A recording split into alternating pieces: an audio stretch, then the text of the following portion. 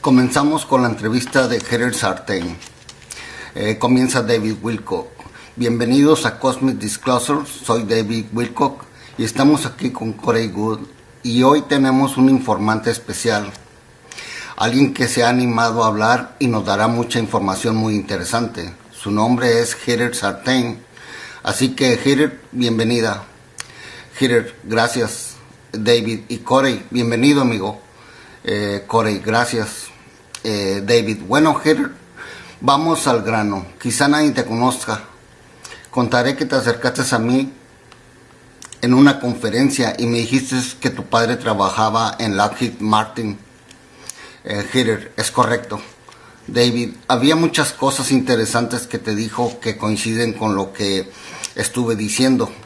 Gerard, sí, sin dudas. David, bueno, entonces brevemente, cuéntanos un poco sobre ti. Sé que eres profesora universitaria, pero ¿en qué te especializas en tu trabajo? Gerard, tengo un trabajo de medio tiempo en una universidad local, donde enseño geología, astronomía y física. Estudié física y geología. David, bien. Bueno, Gerard, quería comenzar por explicar que tú me entregaste una documentación muy interesante, entre lo que en lo que se encuentra la licencia de conducir de Texas de tu padre. Aquí vemos, se llama Edward, y muestran en la pantalla la licencia con fotografía, amigos. Claramente es real, la fecha de vencimiento es el 27 de enero del 2017. ¿Cuándo falleció? Gerard, en julio del 2013. David, y la otra cosa que tengo aquí dice Lockheed Martin Corporation Master, dice es un cheque de retiro o un cheque de nómina de retiro al nombre de tu madre, y aquí dice Lockheed Martin. ¿Esta es algo sobre su jubilación, su pensión o algo? Gerard, sí, ella recibe la mitad de la jubilación de mi padre desde que falleció. David, bien. Solo quise mostrarles esto para confirmarles a quienes nos miran que hay muchos investigadores de OVNI y que realmente quieren ver estos documentos. Y con esto lograste darnos pruebas de que tu padre trabajó en Lockheed Martin. Gerard, sí. David, dijiste que te criaste con tu padre trabajando en la Fuerza Aérea. Gerard, sí, primero estuvo en la Fuerza Aérea y luego trabajó en la NASA a través de diferentes contratistas y luego se jubiló en Lockheed Martin. Era ingeniero aeroespacial, fue ingeniero aeroespacial senior, o sea, esto quiere decir cuando él era ingeniero aeroespacial, amigos, pero cuando ponen la palabra senior es como especialista más alto, vaya.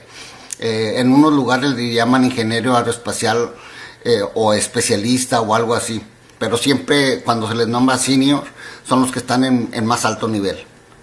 Dice, fue ingeniero aeroespacial senior durante 37 años y trabajó en proyectos secretos para la NASA y en la misión en el transbordador CTS, incluso en el Skylab y las misiones Apolo. Así que su carrera abarcó varias décadas. David, Corey, recuerdo que cuando le pregunta Corey ahora, dice, recuerdo que cuando te llevaron al LOC, amigos, es la base en la Luna, el Comando Operación Lunar. Continúa David, llevabas puesta una gorra de la NASA y te dijeron que te quitaras esa gorra ridícula. Corey, correcto. David, ¿la NASA tiene algún conocimiento interno o es solo una agenda espacial de civiles? Corey, hay personas dentro de la NASA que tienen más acceso a toda la información, pero la mayoría a la que le contaron o sabe sobre el programa espacial secreto solo conoce el que crió el complejo industrial militar. Alguno que otro puede saber más. Lo único que supe fue que hay 2 estaciones espaciales y varias naves triangulares que las ayudan en ese programa espacial secreto del complejo industrial militar, amigos. David, Gerard, ahora le pregunta a Gerard, volviendo al tema anterior, cuando fue la última vez que tu padre te dijo algo fuera de lo normal, ¿y qué fue lo que te dijo? Heather hizo una referencia a un encuentro con un ovni que mi madre y mi hermana tuvieron en 1966. Esto ocurrió muy cerca del Centro Espacial Johnson, donde vivían y donde yo nací. Esto ocurrió varios años antes de que yo naciera. Estaban hablando sobre esto y él contaba acerca de los distintos grupos de extraterrestres que conocía. A los 12 o 13 años empecé a hacer preguntas como le preguntaba, ¿de qué estás hablando, papá? Pensaba que los extraterrestres eran un mito. Y dije una vez, ¿ese ovni que vio mi mamá era real o fue algo militar? Pregunté, dice Heather. Y mi papá me dijo que no, que era real. Entonces mencionó al tipo de extraterrestres que vio moviéndose dentro de la nave. Estaban muy cerca, ya que esto ocurrió en el Golfo de México, en la área de la bahía donde está el Centro Espacial Johnson. Y es de la NASA, amigo, está en Houston. No hubo ningún sonido en este encuentro que la interrumpe David. Ahí se quedó y la interrumpe David. Dice, ¿qué forma tenía la nave? Continúa Heather otra vez. Dice, era un disco. Era así como tener dos platos, uno encima de otro, por lo que parece un disco de metal aplastado.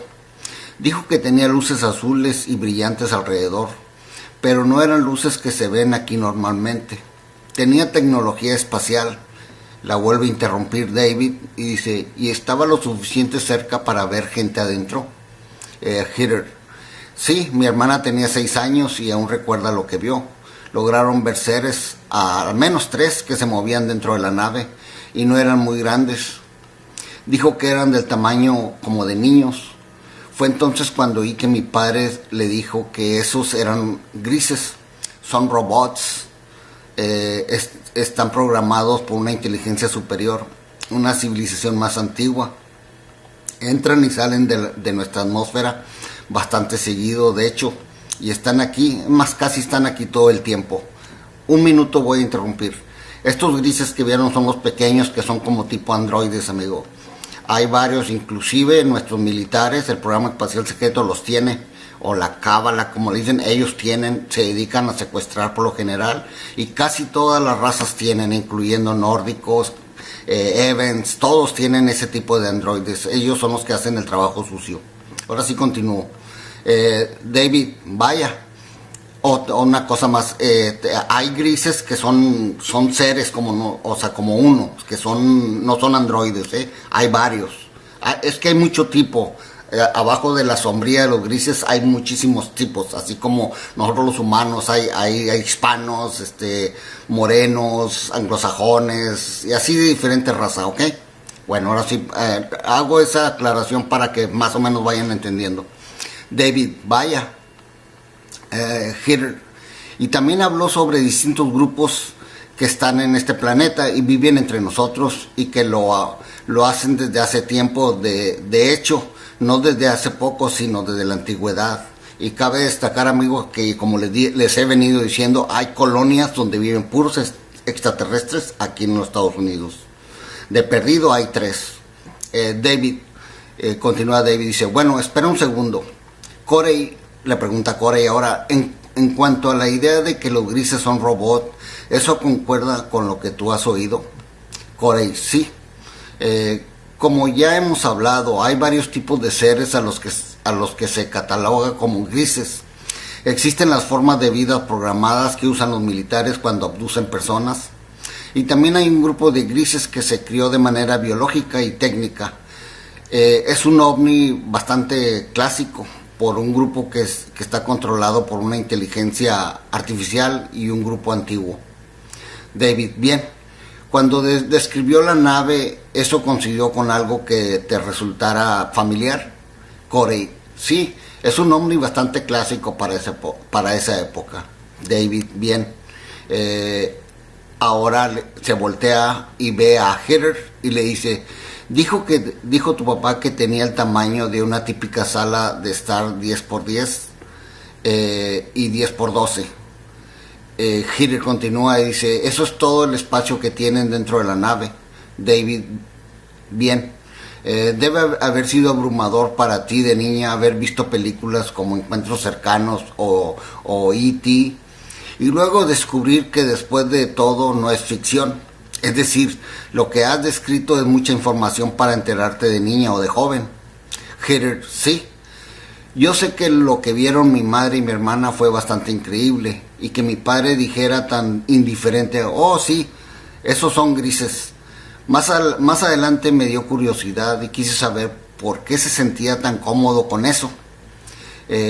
No hablaba como si fuera una broma. Mi papá era muy serio, tenía un humor muy seco, era una persona muy técnica. La mayoría de los ingenieros aeroespaciales son personas muy técnicas y sería a medida que fui creciendo que empecé a hacer preguntas sobre los grupos de extraterrestres que mencionaba mi padre de vez en cuando, ya sea entre sus compañeros allegados, algunos amigos con los que solía trabajar, oía cosas en sus conversaciones o cuando él hablaba con mi madre. David, bien, detengámonos un segundo, quiero hablar sobre los amigos de tu padre. Fuera de cámara me contaste que a veces iban a tu casa. ¿Puedes contarnos cómo era eso? ¿Qué era lo interesante de eso desde tu perspectiva? Heather, también eran ingenieros aeroespaciales que trabajaban para Lockheed y venían a la casa, tenían conversaciones privadas en nuestra casa. Eran temas que hablaban fuera del trabajo, pero compartían entre sí. Eran cosas que se enteraban desde el gobierno. Todos tenían experiencia militar. Eran temas que hablaban porque estaban unidos parte de cosas a las que habían estado expuestos. Hablaban sobre cosas como metafísica, la energía, cómo pueden manipular, cómo la población podría cambiar mentalmente la rotación del planeta, se pueden cambiar las condiciones atmosféricas. También hablaban sobre distintos tipos de tecnología en los que estaban trabajando el gobierno y para la cual usan una técnica de ingeniería inversa basada en ovnis estrellados que se han recuperado y sobre los cuales implementaron ingeniería inversa. No puedo decir si estaban trabajando en esta ingeniería inversa, pero sé que la entendían perfectamente y la conocían por el trabajo y por lo que sabían y por lo que platicaban. David, bueno, entonces Heather ahora lo interrumpe y dice, estos hombres trabajaban en secreto, quiero añadir. David, continúa David, dice, has mencionado una bomba para la gente y yo no quiero alarmarlos, así que volvamos a eso de hecho. En primer lugar, para prepararnos, Corey, ¿cuál es tu hace unos puntos, se espera un poco y lo dice, es decir, estamos hablando sobre Lockheed, como si todos supieran qué es. ¿Qué sabes sobre Lockheed y sobre su papel en lo que tú estabas enrolado? Corey, Lockheed desde luego es un contratista del gobierno, hace mucha investigación y desarrollo, inclusive yo pienso que es el más importante del complejo industrial militar, amigos. Está muy adelantado. Muchas cosas que desarrollan van al programa espacial secreto del complejo industrial militar. David, ¿qué tipo de tecnología específicamente sabes que Lockheed Martin desarrolla para el complejo industrial militar? Corey, no sé mucho sobre cuánto diseñaron y crearon esta tecnología, pero sé que estuvieron muy involucrados en la creación de los motores de campo de torsión y en centrales eléctricas, que en un principio eran reactores nucleares comunes y corrientes. Luego pasaron a los reactores de thorium, luego de eso pasaron a usar la tecnología de energía punto cero. El reactor acumula electricidad en condensadores gigantes y luego los capacitadores brindan energía donde sea que se le necesite para el motor y otros dispositivos. David le pregunta ahora a Heather. Dice, Heather, quería ahora que ya explicamos que Lockheed y que Corey, y hace una pausa y dice, tú dices que estaban involucrados en el programa espacial secreto, le vuelve a preguntar a Corey. Corey dice, sí. David ahora se voltea hacia Heather y le pregunta, Le dice, dijiste que oíste a tu padre y a otros dos compañeros, supongo, decir que nuestra conciencia cambiaba la rotación de la Tierra. Sin dudas. David, ¿qué fue exactamente? ¿Podría ser un poco más específica en eso? Porque es algo muy espeluznante de oír, es muy sorpresivo. Sí, si todos en este planeta estuviéramos, por ejemplo, en el mismo continente, mientras más cerca estemos, mejor funciona el espectro electromagnético y mediante ciertos tipos, y hace una pausa porque la interrumpe David, dice, no logro entender eso. Mientras más cerca, quiere decir que si toda la población estuviera en un planeta. No, dije un continente. David, en un continente, ¿eso causaría un efecto electromagnético? Habría un cambio electromagnético y eso cambiaría la rotación de la Tierra con el proceso del pensamiento humano. Corey, por la proximidad de todas las mentes. Sí. David, ¿esto lo dicen en base a especulaciones o en base a investigaciones? ¿Cómo llegaron a esta idea?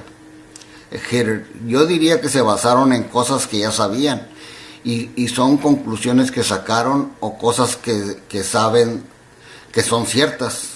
David, déjame hacerte esta pregunta, gran parte de la investigación que hice cuando estaba trabajando en mi primer libro, The Source Field Investigation, dice, accedimos a información muy interesante que mostraba que lo que llaman la LOD o duración del día, es decir, la rotación de la Tierra, sufre modificaciones en base a la actividad solar. Entonces quizá el Sol emite una explosión de energía y eso acelera o retrasa la velocidad de la rotación de la Tierra de una manera sutil pero mensurable.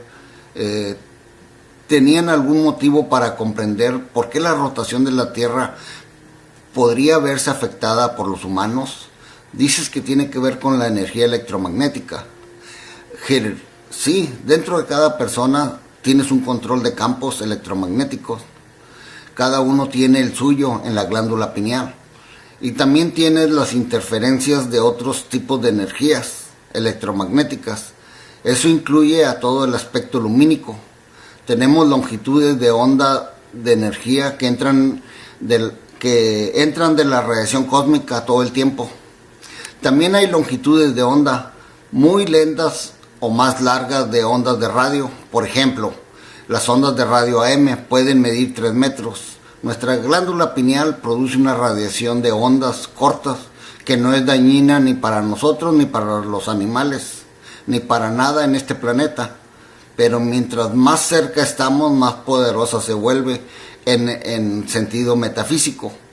Eso no significa que debemos estar todos amontonados como en una lata de sardinas, no, sino que solo representa que la proximidad de la mente, la conciencia, en conjunto puede afectar a todo el planeta o incluso acerca de cuerpos planetarios.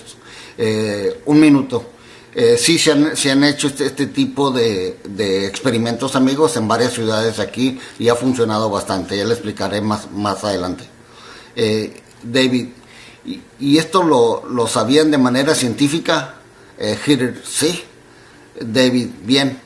Ahora va con Corey. Dice, Corey, esto parece generar muchas preguntas sobre los efectos de la conciencia en masa.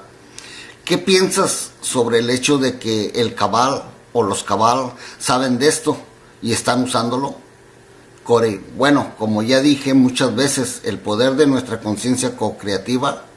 Hace una pausa y luego comienza, dice, ellos no quieren que no los conozcamos porque ese es su verdadero poder. Nos manipulan a nosotros y a nuestra conciencia colectiva para hacer que ocurran cosas en tiempo real y en nuestro mundo. Y su magia en realidad no es una magia real, es solo que nos manipulan para hacer que ocurran cosas con nuestra conciencia co-creativa. David, ahora le pregunta a Heather, ¿alguna vez oíste algo así en alguna de las conversaciones de tu padre? Heather, sí, de hecho hablando con mi padre teníamos discusiones sobre cosas como estas.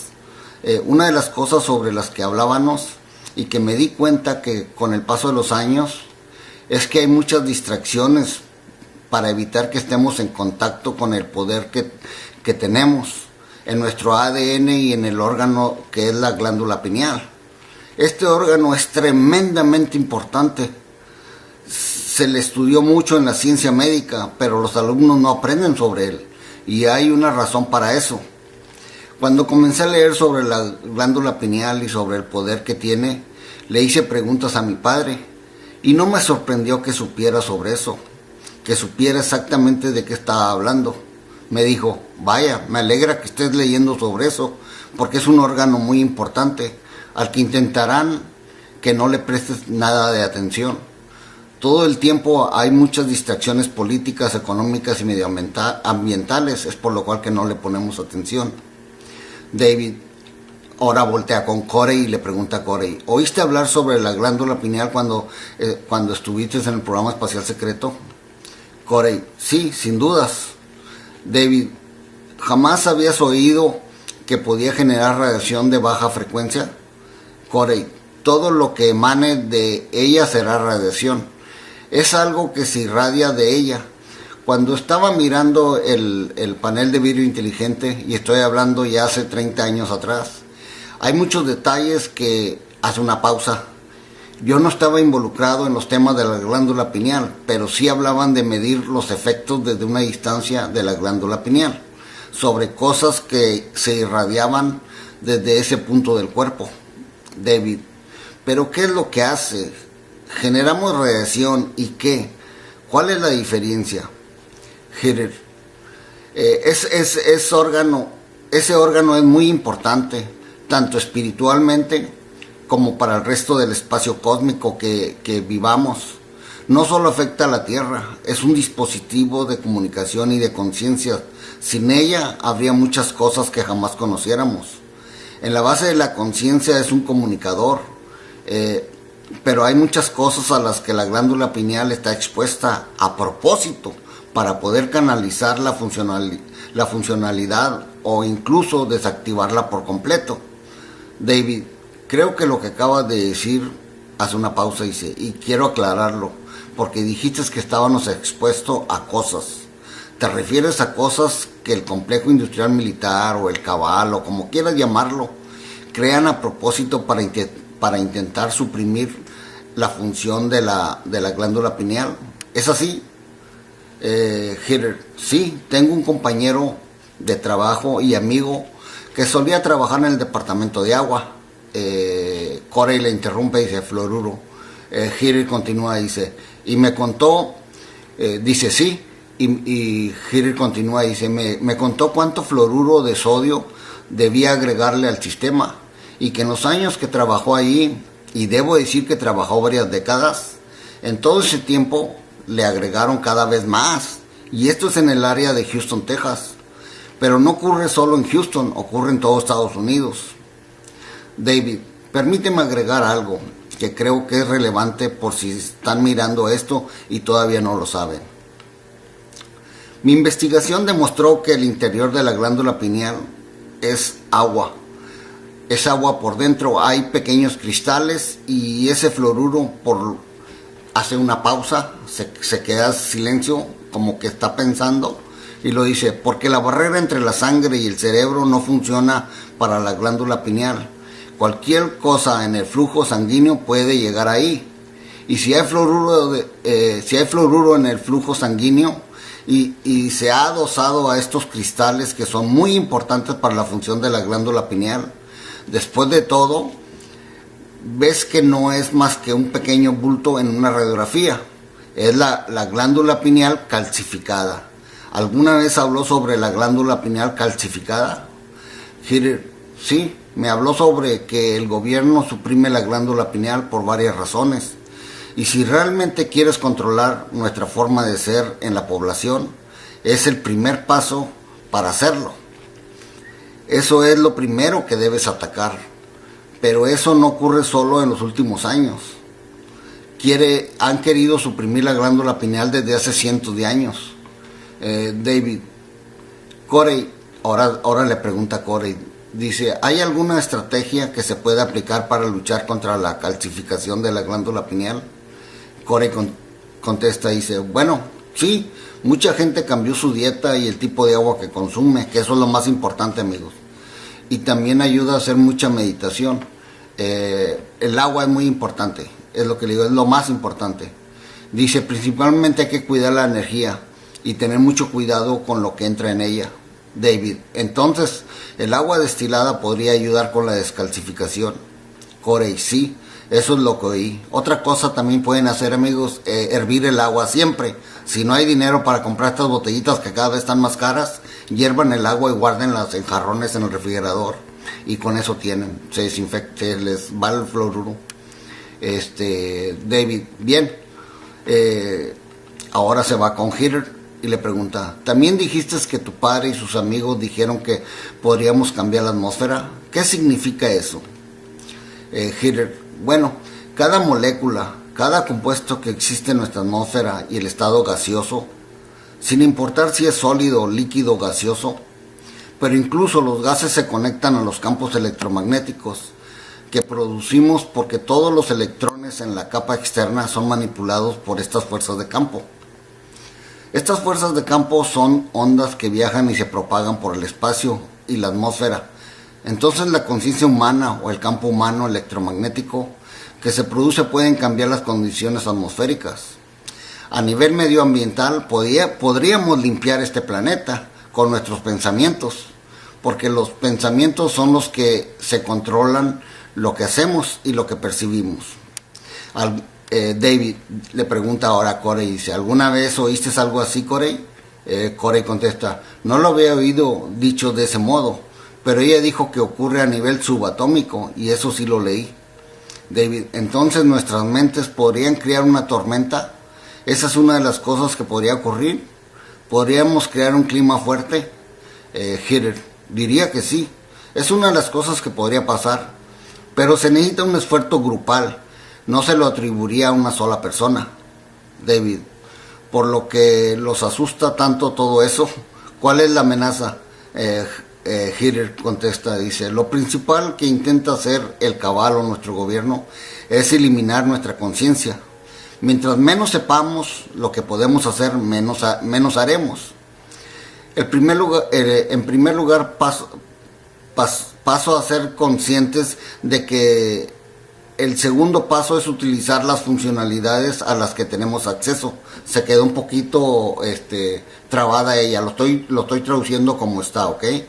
Dice, el primer paso es ser conscientes y hace pausa, dice. El segundo paso es utilizar funcionalidades a las que tenemos acceso. Una de las cosas que ocurrieron en nuestro gobierno, además de la supresión de la glándula pineal, es la supresión del ADN. Nuestra población ha tenido mejoras en el ADN en base a los eventos geológicos catastróficos. Mi padre me contó que algunos eventos los controlan los grupos extraterrestres y manipulan los eventos catastróficos de la Tierra a través del núcleo interno de la Tierra. David, mediante el núcleo interno, Heather, sí, es ahí donde la corta David, o sea, le interrumpe, y David dice, ¿podría ser un poco más específica? Heather, bueno, sí, el núcleo interno de la Tierra es el responsable del campo magnético de la Tierra. Ese campo magnético es un escudo y hace varios años que se está reduciendo. Atraviesa varios ciclos en la que pasa de ser muy fuerte a ser muy débil. Parte de eso tiene que ver con el paralaje de la Tierra, que ocurre cada 26,000 años. Está hablando del Kali Yuga más o menos.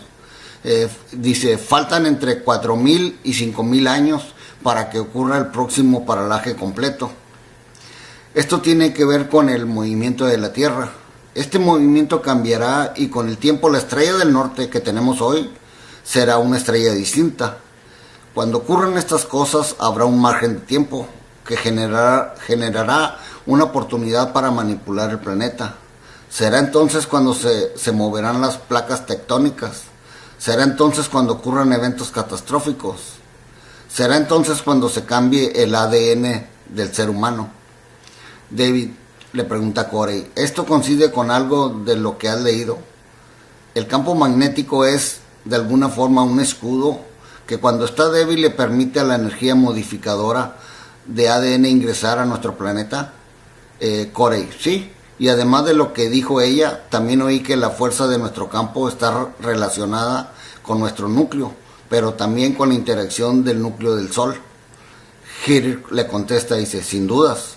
David le pregunta ahora a Heather, tu padre se reunía con sus amigos y estas eran las cosas que tú no debías oír.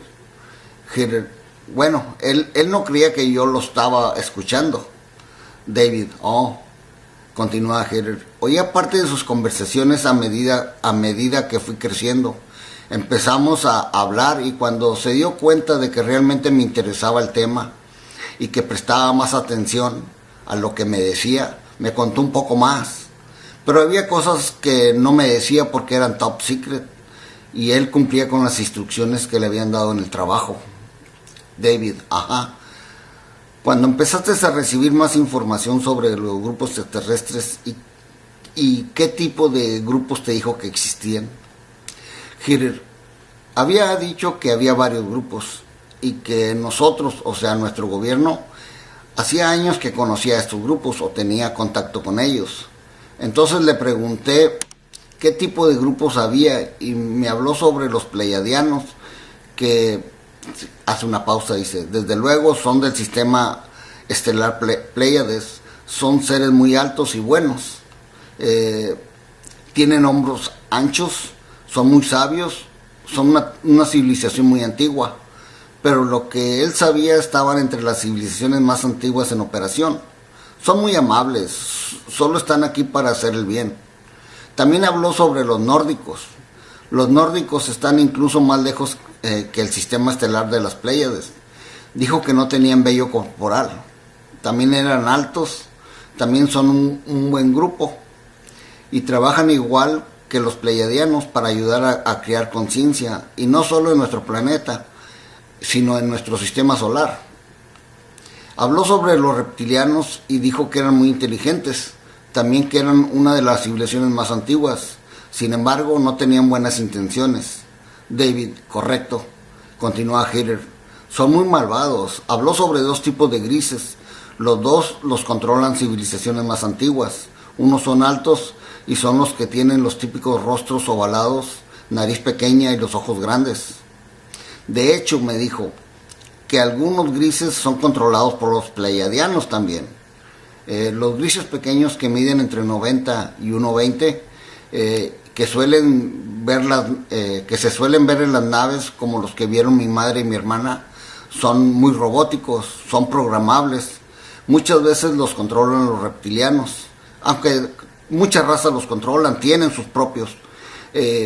Aunque hay otros grupos de extraterrestres que también pueden controlar a estos robots, porque tienen una tecnología vieja. David, bien, entonces voltea al lado de Corey y le pregunta a Corey, evaluamos estas cosas porque tenemos muy buenos fundamentos. Lo primero que mencionó fueron los pleiadianos.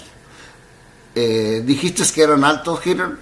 Heather le contesta y dice, sí. ¿Podría ser un poco más específica?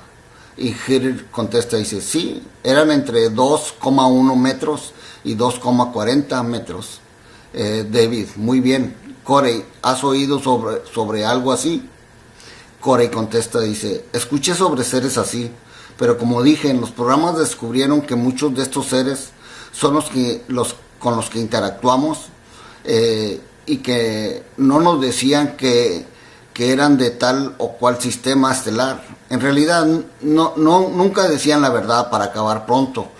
Lo hacían por una cuestión de seguridad operativa, para que no sepamos con exactitud de dónde venían, por si desarrollábamos una tecnología y nos volvíamos un problema. Un minuto voy a cortar. También inclusive cuando los nazis estuvieron en el Tíbet y que tuvieron comunicación con unos seres nórdicos, primero ellos se dieron a entender o se dieron a conocer que eran pleiadianos. Después, cuando tuvieron más acceso o tuvieron más confianza después de un tiempo, les dijeron que eran los agartanos y son casi idénticos a los pleiadianos. pero estos agartanos viven abajo del Himalaya, son una civilización subterránea que tienen una poderosa flota que se llama la Silver Fleet o la flota de plata, y es una civilización muy pero muy avanzada. Son humanos, pero es como humanos, no como nosotros, sino son humanos reales, de sangre vaya. Nosotros somos un poco más híbridos. Bueno, continúo. Continúa, dice, desarrollamos una tecnología y nos volvemos un problema. Pero algunas de estas personas se unen con los nórdicos y miden 2,40 metros. Muchos de ellos tienen cabello rubio o castaño, tienen ojos azules, está hablando Corey Goode. Son muy altos y a veces los hombres tienen barba. David, también mencionó a los nórdicos y dijiste que no tenían vello corporal. Preguntándole a Heather dice, eso es lo que me dijo mi padre. Ahora se voltea hacia Corey y Corey dice, correcto. Existen grupos que no tienen vello corporal. Son calvos, son altos, pálidos, muy parecidos, amigos, al que sale en Prometheus. Pero nunca había oído que los llamaran nórdicos. Heather, bien. David ahora le pregunta a Heather, hablemos sobre los reptilianos, porque es un tema sobre el que hablamos mucho. Cuando salió el tema por primera vez, o cuando salió el tema por primera vez, cuando platicaste con tu padre, el programa, ¿te acuerdas que el programa V estaba al aire a comienzos de la década de 1980? Eso sin duda era una raza de extraterrestres invasores que intentaba verse buena, pero tenían rostros reptilianos debajo de sus rostros humanos. Heather contesta y dice, sí, la primera vez que hablamos de los reptilianos, yo tenía 19 años, iba a la universidad, trabajaba a mediodía en el Centro Espacial Johnson en Houston. Fue entonces cuando se abrió y empezó a contarme más. Creo que se sintió que ya tenía una edad madura como para entenderlo. Y un par de veces me dijo que no hablara de esas cosas con mis amigos, que no compartiera esta información, especialmente ahora, que me la guardara, y eso lo hice por mucho tiempo, hasta ahora que ya empecé a hablar. Corey, contesta Corey, es lo mismo que, la interrumpe Corey y dice, es lo mismo que yo le diría a mi hija. David, sí. ¿Cómo surgió este tema con él, con tu padre? ¿Cuál fue la primera o cómo comenzó? Heather, lo oía decir algo a mi madre, por ejemplo, estaban conversando. Entonces yo le decía, ¿le dijiste algo sobre los reptilianos a mamá? ¿Qué quisiste? Le preguntaba yo, dice, ¿qué quisiste decir con eso? Generalmente le hacía preguntas en base a cosas de lo que había oído decir de parte de él. David, bien. ¿Y qué te respondía? Heather, una vez me dijo que sí, que eran malos, muy malos, y que mejor no encontrarlos. No sé si él se encontró algún, tampoco sé si alguna vez lo contó. David, ¿qué descripción daba de ellos? Heather, bueno, dijo que tenían escamas, son muy parecidos a los reptiles, se ven como nosotros, pero estaban cubiertos de escamas. Los ojos son distintos, la cabeza tiene forma un poco más grande que la nuestra. Dijo algo sobre la parte superior de la cabeza. Tiene una especie de material duro. Hace una pausa y dice, no sé cómo decir, como si fuera un material duro. En eso Corey la interrumpe y le dice Corey, ¿como una joroba? Heather, sí, algo así, ándale. Dijo que ellos controlan algunos grises pequeños que hacen abducciones en este planeta sin nuestro consentimiento, y que son de diferente tipo, pero abducen gente, no solo animales. David, ¿te dio algún detalle sobre su color o sobre su aspecto? Heather, no recuerdo si hablamos del color que tienen, pero me dijo que me imaginara una serpiente en el aspecto de la piel de una serpiente, como se ven o como se sienten. David, ¿te resultó confuso la primera vez que te lo dijo? Para que intentaras entender y visualizar de lo que estaba hablando. Heather, sí, me reí varias veces, la verdad, me sonaba un poco ridículo, especialmente en 1992. David, sí, claro, continúa Heather. Eso fue lo primero que supe. Luego, cuando apareció Internet, digamos en el 96, 97, no había mucha información todavía disponible, David, sin duda. Pero a medida que avanzó el tiempo, también seguí investigando un poco en las bibliotecas y en Internet para ver qué había de disponible y para constatar lo que mi padre me había dicho. Pero la verdad no encontré mucha información. David, dijiste que los ojos eran distintos, pero no fuiste muy específica. ¿Alguna vez te dijo en qué eran distintos? Heather contesta, dice, creo que me dijo que tenían un aspecto amarillo o rojo. No tienen el mismo color de nosotros, David. Es exactamente lo que dijo Corey. Te habló sobre las pupilas verticales. Heather, me dijo que tenían los ojos como los reptiles. David, correcto, eso coincide muy bien.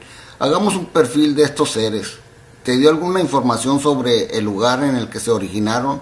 ¿O cuántos años tenían o algo por el estilo? Heather, dijo que los reptilianos eran una civilización antigua, pero que tenían muchos problemas. Y no me dio muchos detalles, excepto que habían estado en muchas partes y que habían tenido una gran cantidad de malas intenciones. No solo en la Tierra, sino con otros grupos. David, ¿todos estos extraterrestres están tomados de la mano o hay algún tipo de batalla entre ellos? Heather dice, sin dudas, hay una batalla y existe una batalla galáctica desde el comienzo de los tiempos. David se voltea hacia Corey y le pregunta, Corey, ¿qué tanto coincide esto con las cosas que has oído? Corey contesta, dice, es muy parecido a todo lo que hablamos aquí. Sí. Y David dice, seguro, sin duda. Con respecto a la idea de los reptilianos, se han movido mucho, no tienen mucha información, pero ¿tú qué entiendes sobre por qué se han tenido que mover? Le pregunta a David a Corey. Y Corey dice, bueno, son una especie pasajera de conquistadores. Viajan de región en región en busca de grupos de sistemas estelares sobre los que pueden ejercer su influencia. David lo interrumpe y dice, ¿lo limpian o golpean en todas partes? Corey, sí, hay mucha gente que está programada para creer que los reptiles son poderosos, que no se les puede vencer ni matar. Y en verdad todo eso no es cierto, han sido vencidos muchas veces. Incluso aquí en la Tierra los han echado de la Tierra varias veces en el pasado y pero han regresado. David ahora voltea con Heather y le pregunta, mencionaste la historia de los reptilianos, los nórdicos, los pleiadianos. ¿Alguna vez oíste algo sobre cuántos años tienen los grises? ¿O son solo algo que se crea como bien? Heather, los grises se crean como si fueran androids, hechos por personas. Son robots, están programados, aunque tienen una poderosa mente que funciona como una computadora y que tienen aspectos biológicos. Pueden controlar las naves en lo que están, pero muchas veces no lo hacen bien. A veces no entran en la atmósfera de la Tierra, en la ubicación correcta, y es entonces cuando ocurren los accidentes. Como una computadora programada por un humano, puede caerse el sistema, puede contraer un virus, puede tener problemas que pasan por alto. Sucede lo mismo con estos androides grises. David, lo último que quiero preguntarte, Heather, antes de terminar con esta entrevista, es que algunas de las cosas que dijiste pueden sonar aterradoras para algunas de las personas que nos están viendo. ¿Tu padre alguna vez te dijo si había alguna debilidad en estos grupos negativos? ¿Son invencibles y poderosos? Heather, me dijo esto. Trabajan en grandes grupos porque deben de hacerlo, dando a entender que solos no son nada, amigos. También se les vende muy fácil. David, de verdad, Heather, se necesitan muchos reptilianos para poder hacer algo. Trabajan a un nivel de conciencia muy bajo con la radiación intensa. Corey, como los drones dando vueltas. Heather, sí, baja vibración. Corey, sí. Heather, entonces tienes que trabajar en grandes grupos para lograr ellos tienen que trabajar en grandes grupos para lograr sus objetivos. Es por los cuales, amigos, que la Federación Draco se unió a estas sociedades secretas alemanas. Ese era su objetivo, y ahora que están juntos como la Flota Oscura o la Dark Fleet, se han hecho muy poderosos. Pero realmente el humano, no se imaginan, tenemos mucho más capacidad. Michael Raffi, que fue el primero que habló del programa espacial secreto, él mató a varios reptilianos y él tenía mucha capacidad en visión remota, y realmente se puede asesinar de esa manera. Después hablaremos de eso porque es bien importante, y no nomás él, todavía lo hacen ciertos grupos y ciertos programas que pueden matar a una persona en la cama y la dejan totalmente muerta. Hay mucho de qué hablar sobre eso. Hitler dice: debes reducirlos a grupos más pequeños, Corey. Sí, debes encontrar una manera de separarlos. David: dividirlos, Corey. Sí, divide y vencerás. David: ¿y no tienen fuerza cuando están separados? Bueno, ya no tenemos más tiempo para este episodio. Nos quedamos con esa pregunta para después.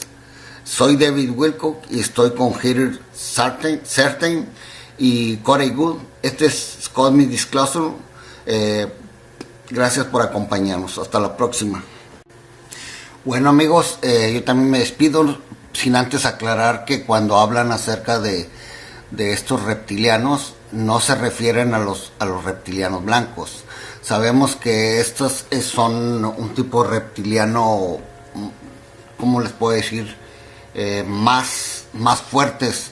Son los del tope de la pirámide, son los jefes, son los, como aquí puede decirse, un presidente o un rey, y por lo que he oído, que tienen mucho poder psíquico, pero también pueden morir, pero son más poderosos que los otros reptilianos regulares, como los reptilianos que habla Randy Kramer, los cuales se enfrentaron muchas veces en Marte, que parece ser que después unieron fuerzas para vencer a los Draco, porque hay diferentes tipos de reptilianos. Nomás quiero aclarar eso, porque sí, no son invencibles, nadie es invencible. Muchos quieren ver, ¿para qué necesitan los extraterrestres esto? ¿O para qué necesitan lo otro? No, ellos mueren como nosotros. Tienen necesidades como nosotros, todo igual. Nomás que muchas personas, muchos grupos los han hecho ver como dioses, pero para nada que son dioses. Y ellos mismos dicen, son como nosotros, nomás que tienen mejor tecnología. Si nosotros realmente no nos tuvieran tan endiosados con todo este mundo y toda nuestra capacidad fuera grandísima, podríamos hacer y deshacer. Si ahorita, cuando traen la ingeniería inversa aquí a la Tierra, muchos extraterrestres, se habla de hasta 900 razas, fíjense, que han estado trayendo ingeniería inversa, y aquí supuestamente la hacen mejor.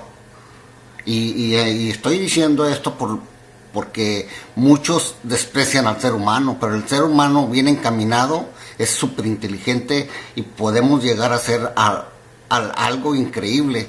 Pero también somos el otro lado de la moneda, que hay gente que realmente, que yo le llamo por cierto sin alma, que son malos, que son gente que no se tientan el corazón para dañar, pero en sí el ser humano no era violento, no era nada de eso. Eso lo tomamos después de que se nos manipuló, sobre todo el ADN, bueno, muchas cosas que se nos han manipulado. Aquí lo dijeron que desde antiguos tiempos nos venían manipulando ciertas razas, y estas razas todavía siguen trabajando en ella. Han hablado de 22 razas que están trabajando en nuestro ADN todo el tiempo. Sabrá cuál sea su agenda.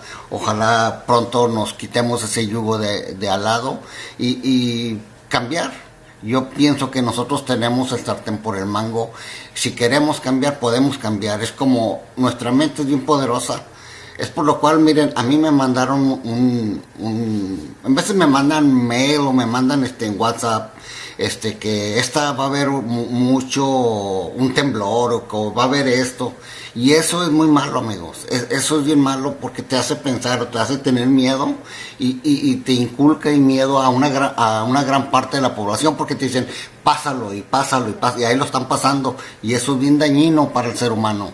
Porque en vez de pensar positivo, estás pensando en miedo, les das el arma, y es como ellos nos han estado manipulando todo el tiempo. Si todos pensáramos de la misma manera que podemos hacerlo, lo podríamos. Nosotros podemos cambiar la realidad. Hasta una línea de tiempo la podemos cambiar, porque nuestra mente es bien poderosa. Pero bueno, es todo por este video. Nos vemos hasta la siguiente.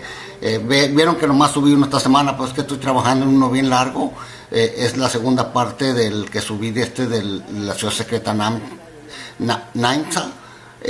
Viene la otra parte. Ahora voy a empezar desde final del siglo XIX hasta la era moderna. Vamos a pasar pero muchos temas bien importantes, desde la antigravedad, hablando del doctor Schumann, hablando de Nikola Tesla, Primera, Segunda Guerra Mundial, cuándo aparecieron los ovnis, cómo aparecieron, cuando aparecieron los extraterrestres y por qué aparecieron los extraterrestres, después de la operación High Jump. Y bueno, eso es lo que yo llamo la alianza oscura.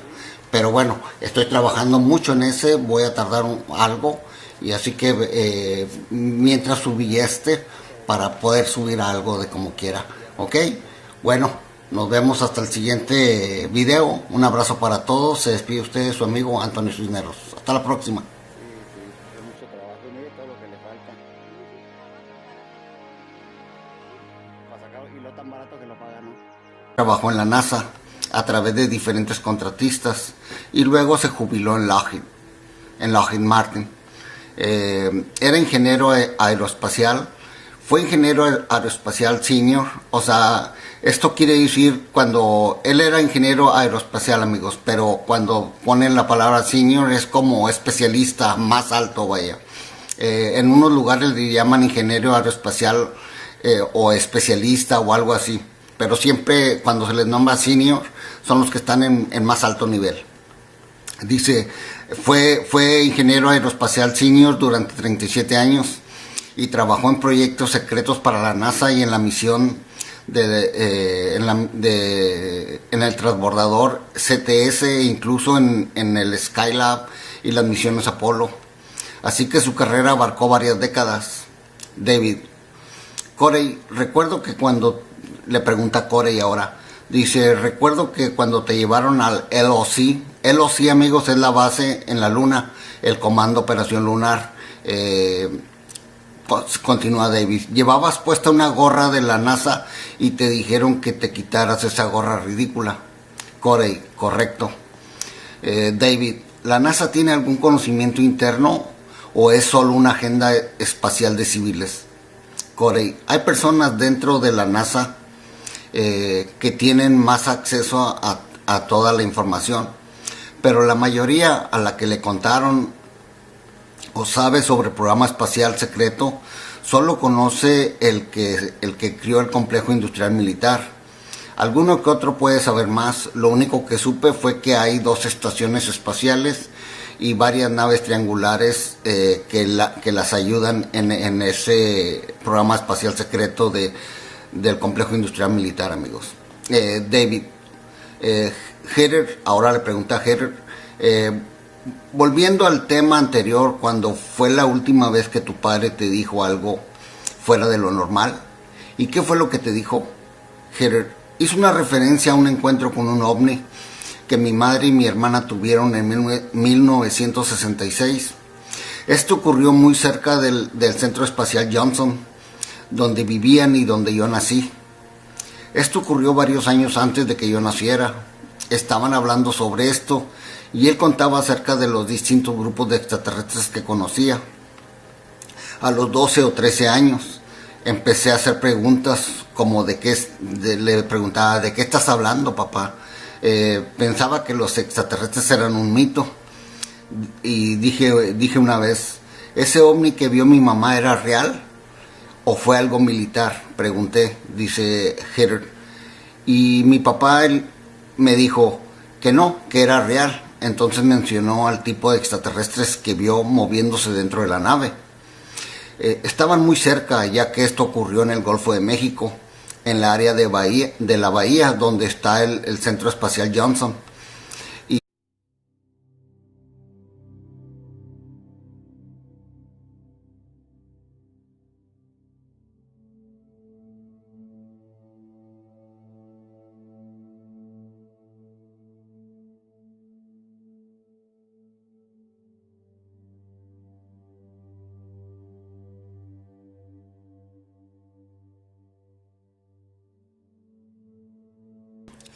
Comenzamos con la entrevista de Gerard Sartain. Comienza David Wilcock. Bienvenidos a Cosmic Disclosure, soy David Wilcock y estamos aquí con Corey Goode y hoy tenemos un informante especial, alguien que se ha animado a hablar y nos dará mucha información muy interesante. Su nombre es Gerard Sartain, así que Gerard, bienvenida. Gerard, gracias. David y Corey, bienvenido amigo. Corey, gracias. David, bueno Gerard, vamos al grano, quizá nadie te conozca. Contaré que te acercaste a mí en una conferencia y me dijiste que tu padre trabajaba en Lockheed Martin. Gerard, es correcto. David, había muchas cosas interesantes que te dijo que coinciden con lo que estuve diciendo. Gerard, sí, sin dudas. David, bueno, entonces brevemente, cuéntanos un poco sobre ti. Sé que eres profesora universitaria, pero ¿en qué te especializas en tu trabajo? Gerard, tengo un trabajo de medio tiempo en una universidad local, donde enseño geología, astronomía y física. Estudié física y geología. David, bien. Bueno, Gerard, quería comenzar por explicar que tú me entregaste una documentación muy interesante, entre lo que en lo que se encuentra la licencia de conducir de Texas de tu padre. Aquí vemos, se llama Edward, y muestran en la pantalla la licencia con fotografía, amigos. Claramente es real, la fecha de vencimiento es el 27 de enero del 2017. ¿Cuándo falleció? Gerard, en julio del 2013. David, y la otra cosa que tengo aquí dice Lockheed Martin Corporation Master, dice es un cheque de retiro o un cheque de nómina de retiro al nombre de tu madre, y aquí dice Lockheed Martin. Esta es algo sobre su jubilación, su pensión o algo. Gerard, sí, ella recibe la mitad de la jubilación de mi padre desde que falleció. David, bien. Solo quise mostrarles esto para confirmarles a quienes nos miran que hay muchos investigadores de OVNI y que realmente quieren ver estos documentos. Y con esto lograste darnos pruebas de que tu padre trabajó en Lockheed Martin. Gerard, sí. David, dijiste que te criaste con tu padre trabajando en la Fuerza Aérea. Gerard, sí, primero estuvo en la Fuerza Aérea y luego es de la NASA, amigo, está en Houston. No hubo ningún sonido en este encuentro que la interrumpe David. Ahí se quedó y la interrumpe David. Dice, ¿qué forma tenía la nave? Continúa Gerard otra vez. Dice, era un disco. Era así como tener dos platos, uno encima de otro, por lo que parece un disco de metal aplastado. Dijo que tenía luces azules y brillantes alrededor, pero no eran luces que se ven aquí normalmente. Tenía tecnología espacial. La vuelve a interrumpir David y dice, ¿y estaba lo suficiente cerca para ver gente adentro? Gerard, sí, mi hermana tenía 6 años y aún recuerda lo que vio. Lograron ver seres, al menos 3, que se movían dentro de la nave y no eran muy grandes. Dijo que eran del tamaño como de niños. Fue entonces cuando oí que mi padre le dijo que esos eran grises, son robots. Están programados por una inteligencia superior, una civilización más antigua.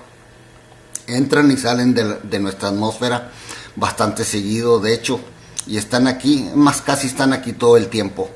Un minuto voy a interrumpir. Estos grises que vieron son los pequeños, que son como tipo androides, amigo. Hay varios, inclusive nuestros militares, el programa espacial secreto los tiene.